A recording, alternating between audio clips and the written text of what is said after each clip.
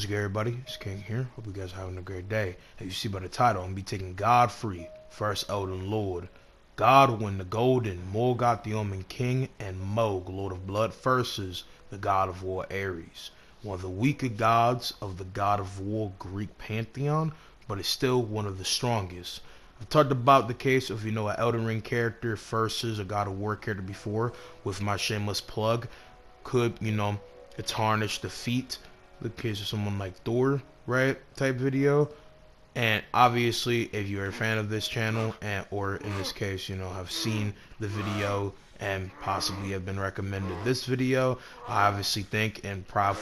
objectively believe that Thor dog walks to Tarnish, full demolishes and dominates him into oblivion. But we're not here to talk about that.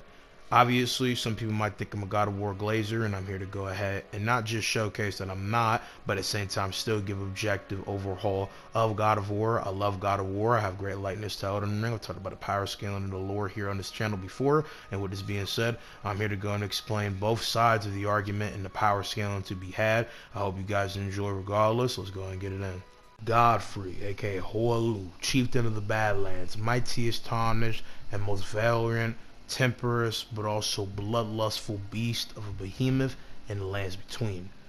Godfrey was the axe of Queen Medica, birthed 3 to possibly 4 children of the most highest renown, but has a legacy so long lasting it is shown in the case of the current lands between with Godric the Grafted, as Godfrey is the father of Godwyn, Morgoth, and Mohg, and hypothetically Nepheli, as she has his last name, but to be fair, that could be a relative, and at the end of the day, his legacy again is so long that it's very mixed depending on how you perceive it. But Hoarlu, aka Godfrey, and his scaling in multiple different accounts, is one of the most revered and great hailed warriors in the lands between, as he, was a great conqueror to devastator of lands in the name of Queen Medica and the Golden Order that he was a part of, with the fact that he went about with Mesmer, a son of Queen Medica, annihilating the great higher lands of the lands between, being the mountaintops of the giants, which is still technically part of the lands between. It's just, the lands above the lofty clouds, and wreaked house on them with Mesmer and defeated the fire giant king that had the full weight and power of, the forge of the giants, which holds the power of an outer god. With that being said, though, the capabilities that come with the case of someone like Godfrey and what he's able to do are multiple different magnitudes from this, as the fact that he was said to be one, if not Queen Medica's greatest warrior for the capabilities he had, his valiant skill, his ferocious power, tied with the case of being always tainted from the case of someone like Siraj, who was his anchor being, taking him from his full glorious means of might. This made him be a very esteemed and renowned warrior, doing everything he did while holding back the maximum of his power. He would only unleash this maximum power twice, when it came down to his subsequent death in the Badlands, hypothetically, and or the case of him,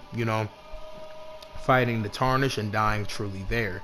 As there's a statement saying that he could be reasonably a challenge to the Tarnish, as Tarnish can kill each other even without needing to be a bloody finger, dissolving people with grace, and at the same time, him having grace to even be resurrected and come back to the lands between and all that would reasonably get him to be in some mixed bag credit of being, the ultimate demon time motherfucker, an ultimate slayer of multiple different proportions. So if you really think that he skills to the Tarnish and any credit of, the entire grand vast run of the entire Elden Ring pantheon, as he was held in great reveredness by multiple knowledge keepers like Sir Gideon, people across the case of, the fog, record of also the fact that, someone like Starscourge Radahn, who even though is, yes, a fanboy and great admirer of someone like Godfrey, says, like with the case of a lot of people in the community of Elden Ring, that Godfrey is way beyond his comprehension of gloriousness. So this would be making him from multi-solar system to universal, but again, if he really does scale and can match the Tarnish,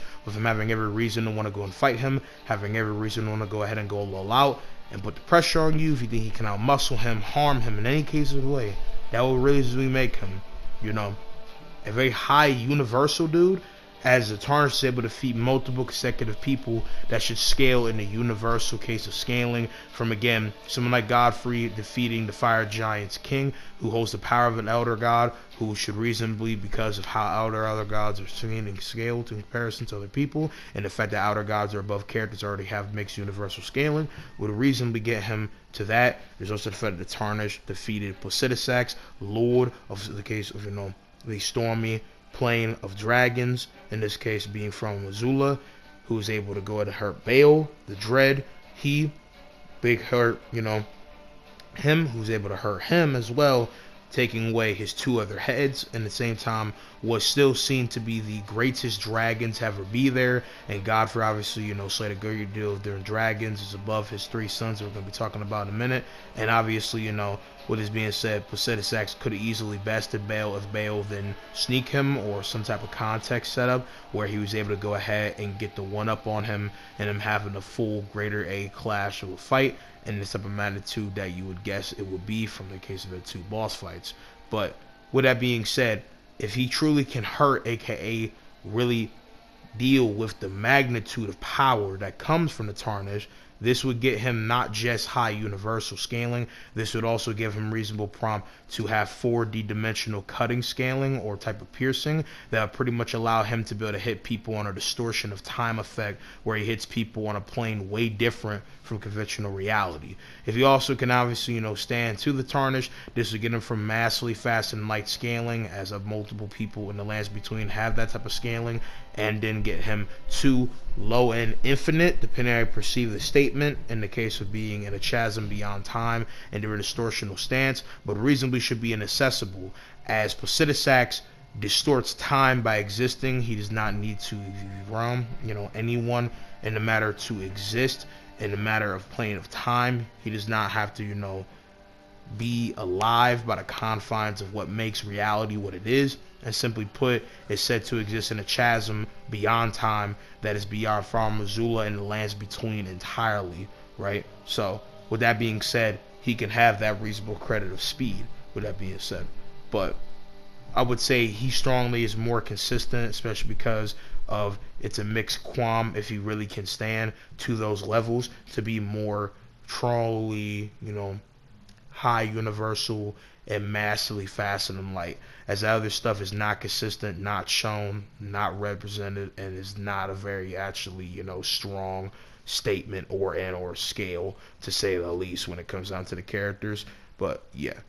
when it comes down to his son Godwyn the Golden, one of the most famed and lovely and profound warriors, and same time case of demigods, being not just the son of Queen America, but as well the famed Godfrey that we're talking about, would be in the most highest stand of scale and relevance, as being a great dragon slayer, a great revered king, being the most gloriously renowned and named demigod, as him being again son of two of the greatest former esteemed people ever, and doing things in line that had never been seen before, and being the only demigod to bring every other demigod together basically in a whole council talk, which is what Morgoth referenced at the start of his second boss fight. So yeah, with all that type of scaling and reveredness to be had from not just his actual reputation, but also in comparison scale, he should scale about the same, maybe not in the same highest stand like his father in Universal, but reasonably get to that in full. And the only way that he died was in the context of being set up by the Black Knight assassins that stole Destined Death from Malekith and used it on him, which is conceptual erasure that destroys a person conceptually on all spiritual plane. So with all that being said, you should reasonably get him there. He tamed and at the same time defeated a dragon known as Lansax, and was able to be on a similar high revered cusp as Godfrey, as Lansax was said to be one of the strongest dragons, not on exactly the same scale of dragon reputation as Baal and obviously Placidusax, being two basic dragon lords and gods, but was still very high up. So that will put him at a very high stand as a person, right? Making him have not just, again, reasonable universal scale from the reputation, but you can get him because of the lightning and all these other record of things that, Lance's Dragon and other people have used, reasonably getting to, the case of a massively hypersonic to relativistic to reasonably a massively fast and light scope. But to be fair, Godwin is dead the entirety of Elden Ring, so where he could actually scale in speed and mix bar and AP is kind of mixed, but you can get him to be basically relative to the rest of his family members. Regardless of the case, he is said to be the mightiest and greatest son of Queen America and Godfrey, and arguably a demigod. But we don't know that's because of his reputation or his actual scale as a person. When it comes down to Morgott, should be similar. A great valiant warrior was able to defeat a younger Radahn, has all the different type of scale and showcasings to be a very intimidating and mean Vato when it comes down to his fighting skill, using all different type of holy magic, using all different type of skills and maneuvers, scaling pretty hard in a different criteria of different demigods. He's hold Lindell down for years against all different odds and entirety of the Shattering, and Lindell's walls in its entirety in the Altus Plateau has still stood tall even in the face of multiple possibilities for tragedy and destruction. So with all that being said, that would make him again another person to be reasonably universal good in, and same time massively faster and light with scaling to a younger Radahn who already had the case of accomplishment / hail as being a very ferocious and beast of a warrior, conquering the stars and taking the fight to people like no other. With all that scaling to be said, that would reasonably get him to be massively faster than light in comparison, right? Especially with, again, someone like Godfrey, right, being his father, and obviously not entirely scaling to him, but the fact that Morgott has hail to being a worthy successor to his father, not just in fighting prowess, not just in the case of his reputation, but as a demigod, as he is someone not to be trifled with, showcasing his skill, smarts, wisdom, experience multiple times over. He can, clone himself, has a great deal of magic projection, is very physically strong, and even being an omen, still is very, skill fast and ridiculous when it comes down to agility. One of the fastest demigods in the fight, and definitely somebody to be respected in the most form of, in a fight, again, defeating a younger Radahn who already had the case of the great fame and accomplishment for, being a ferocious warrior on a ridiculous regard who did conquer the stars. Then there's Mohg, Lord of Blood, who, like his twin brother Morgott, is an omen, and with both of them having great spurge capabilities of magic, but Mohg is fully on blood magic, being able to be a bloodbender, move like Scarlet with his trident. He's able to fly, can build fire with it, able to create projections, able to splurge on it. He's able to teleport with it, it seems like. He's able to drain blood from a person, and is just able to pull a lot of crafty capabilities. And him and Morgott should be very relative, but I would say he's arguably greater because of his hacks, and would definitely be a big powerhouse in the part of the fight that comes when it comes down to hack versus hack like activity person. But yeah, that is it for all of Godfrey's family. But how does it stand to the great god of war, Ares? Ares, the god of war, older brother to Kratos, son of Zeus, son of Hera, a behemoth like no other, and one of the most strongest of the Greek gods at one point, weaker in the grand scope of the Greek pantheon of god of war and the entire god of war hierarchy, but is still a very powerful and revered and feared god at a time for his great fury, great deal of impetuous levels of skill, and possible capabilities of fire within his veins being so strong it would be destruction upon not just Olympus but upon all of Greece.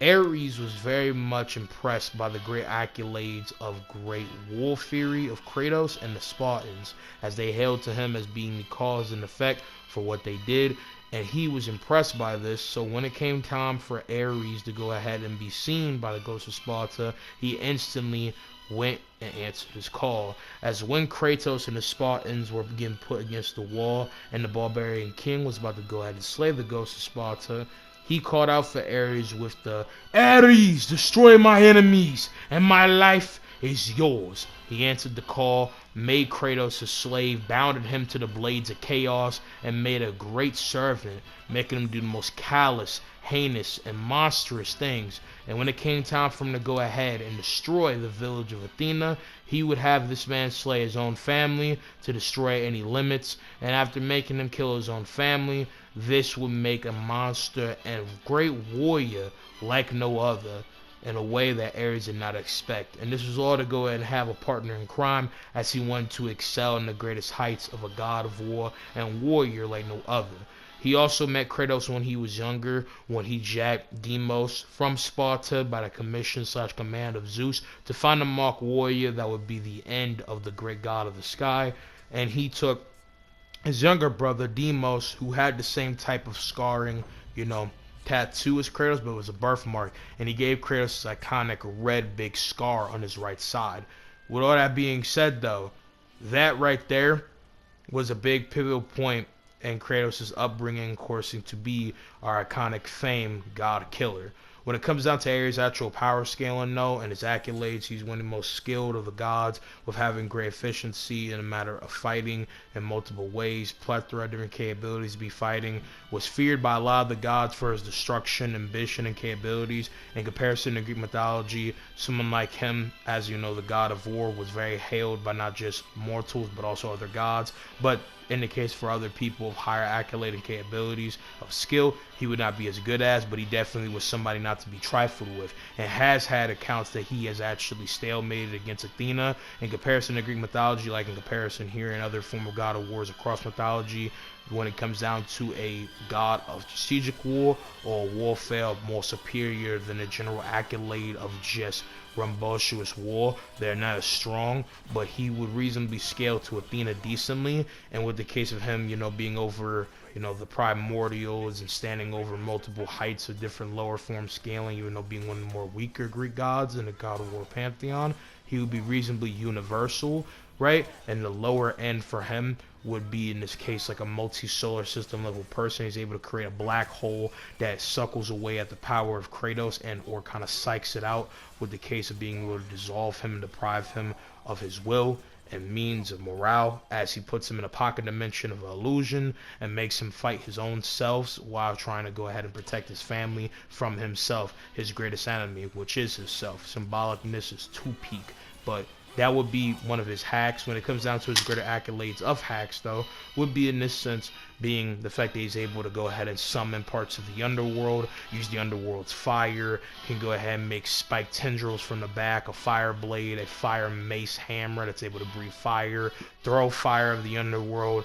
He's able to go about, creating multi-cyclones of fire. He's a very proficient warrior, has great accolades of, being one of the most powerful brutes in different powerhouses across the boards, has laid siege and destruction to multiple cities, all in the name of,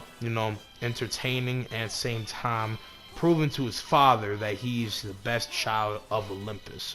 When it comes down to speed, scaling to Kratos, he should reasonably have from a low-end, relativistic mid-plus skill and speed to reasonably mixed bar scaling to about, you could try to go ahead and say, possibly infinite, even though there's not really strong scale here. This would basically be saying if you think that Ares really should overscale in full extent over the case of, the Sisters of Fate and different record accolades, that is not really shown into God of War 2. And this is only by the fact that physically and by all different regimen, he should be stronger than them, and he should be stronger than the,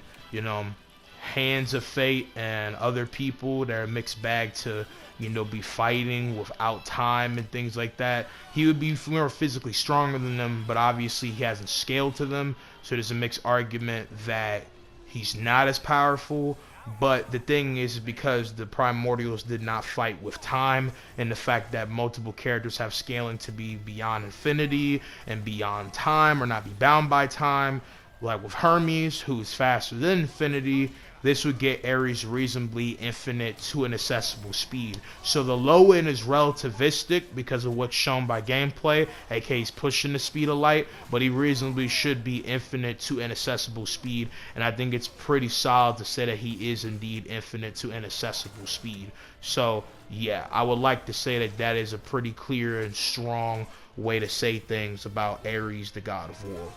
When it comes down to the actual fight at hand and all of that, the fight, if we're actually being genuine about how it will go, even though all of the people of Godfrey's fam, all four of them, should reasonably scale to him in combat, Ares has way better plethora of possible uses with the hacks, with his hacks being battlefield removal, having the chance to bound somebody to their own mind and make illusions that none of these four could actually counter. He can go ahead and send Godfrey to the Badlands and have him fight all of his conflictions, and the morale as deal of, you know, what he's standing for could be shattered, have him fight himself, fight different concepts of his ideals, fight his own temperance, that even though he's actually shown great valor and ways to push past, arguably it might be too much when it's a clusterfuck of that and different record of shit, especially because we don't know how strong his willpower truly in the end actually is. There's a record of him sending Morgoth to a realm where he has to basically fight all his qualms and beliefs and stand for why he's doing what he's doing. That also goes for Moog, with him questioning his own sanity and arguable morale, with him being corrupted by Mikola to kidnap him and do all these different wild shenanigans of shit. And then Godwin pretty much put him for the same fear cycle that comes with possibly being killed by destined death. There's also just the fact that he doesn't arguably need to do that. Again, he's way faster than them, so if he wanted to, he could just, you know, speed blitz, split these people open, set them up for the bad, and kill them. There's really nothing they could do, and the only way you could possibly try to sit at there even near his speed is if you wank. If you wank and say that, you know, they're near his speed, I still think the battlefield removal, the greater arguable accolades of experience is a little bit more on the side. The only two people that mixed bag might be a little bit near there is Morgoth, but I don't think that any record of his possible skill, experience, and capabilities is on the same level as Ares. I don't even think truly that Godfrey's on the same level. I'm just giving him the benefit of the doubt, saying that, you know, if you really take at face value statement that he's better than anybody in the lands between because of his accolades, which I don't entirely believe. I believe Godfrey's pretty high up as a warrior, but I believe the true greatest fighter, aka swordsman, skilled person, wouldn't truly be the Tarnished, but there's a mixed argument that he's a different type of category of best, but truly it would be Melania, Blade of Mikola, as she has unrivaled skill, never been defeated. Technically and truly, there's a bunch of scaling and multiple scans and facts of the matter that show that Melania is without a doubt, even when hypothetically more stronger hacks and better people, arguably ball for ball, hang for hang, the most efficient, zealous, and proficient swordswoman and or man in the lands between. No one is on our same caliber. You're just either stronger or you have better credibility and this type of scale to be stronger than her. There's no one truly on our same level, right? And that's not going down for him, you know, Godfrey in the scale or any kind of scaling in comparison to her. Base Melania, I believe Godfrey wipes, you know what I'm saying? But I'm just saying that Godfrey's skill and experience only goes so far in the accolade of actual fighting. And even with like him burning into Horaloo and doing what he does, I just believe that Ares will just have better ups and forms to get around from his weapons, and the fact that I believe Ares could single-handedly outdo, especially if you want to say hypothetically, say Ares becomes a giant, then I think that's where it's going to kind of get a little bit wild, because Ares as a giant would be bigger than anybody that any of these people have fought, even a fire giant, as Ares as a giant is literally the size of dang near a mountain, while the fire giants not really pushing too much, and the highest fire giants have possibly ever, you know, reached. Not even talking about the fire giant as, you know, the guardian of the forge, but let's take like hypothetically the corpse of, you know, the king of the fire giant, aka, you know what I'm saying, that, you know, go cross, you know, countless parts of the mountaintops of the giants. If we take the corpse of a fire giant in comparison to the big core, you know, run of big ass sentinels, other case of characters of big size, like, you know, Radon, or just say in comparison with the case of the big skulls of possible other fire giants, as we know fire giants are different in size. they're not even pushing that height. So, size is entirely matter. The scaling matters, but I do think that Aries' size would matter a ton in this sense. So, yeah. And if you equal the stats, fully, even though they're pretty comparable, they're basically equal. It's just speed is different. And, if you went to try to get them to that speed, I still don't think it matters. But if we equaled everything, I think Aries might get a little bit more harder of a fight, but I think his hacks, superior skill, record of his weapons, the fact that even though these four are family, you have somebody that doesn't really have confidence scale, two people that have not fought together with each other, and a guy that will kind of be holding the biggest record of actual power stand. And I think the best thing that this man Godfrey could try to do is try to immobilize someone like Aries and maybe allow his sons to try to jump him. But I think Aries would just be having a field day with the fight, to be honest. And yeah, that's pretty much it for the fight. Hope you guys have enjoyed. I don't know if you guys learned something. Tell me if you guys think that the fight would be the other way around than mine. Like I said, I hope you guys will enjoy every other form of content that I have in mind. I really hope you guys enjoyed this one. If you disagree with me, try to keep it respectful is all I ask. But again, hope you guys will enjoy more to come. I love y'all. Peace out, army. Love y'all.